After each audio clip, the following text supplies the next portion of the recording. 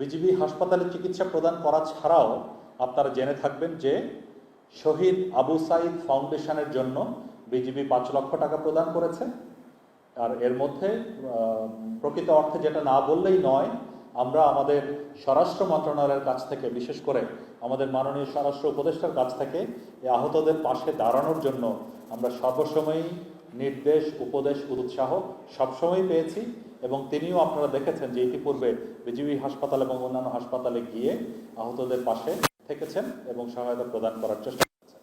তো সম্প্রতি আমরা রংপুর ভিজিটের সময় যখন জানতে পেরেছিলাম যে আবু সাইদের পরিবার আবু সাইদ সংঘ নামে একটি ক্লাব গঠন করেছে, সেখানে উপদেষ্টা মহোদয়ের নির্দেশক্রমে আমরা বিজিবির পক্ষ থেকে 5 লক্ষ এবং র্যাবের পক্ষ থেকে 5 লক্ষ, স্বরাষ্ট্র মন্ত্রণালয়ের পক্ষ থেকে 10 লক্ষ টাকা তাদেরকে সহায়তা প্রদান করেছি।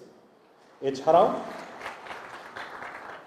বিজিবির তত্ত্বাবধানে রংপুরে শহীদ নজিবুল সরকার বিশালের পরিবারকে 3 লক্ষ টাকা প্রদান করা হয়েছিল এবং আমরা পপুলার হাসপাতালে যখন শিক্ষার্থীদের চিকিৎসা চলছিল তখন আমরা বিজিবির পক্ষ থেকে আরও 5 লক্ষ টাকা প্রদান করেছিলাম। আর বক্তব্য দীর্ঘায়িত করতে চাই না।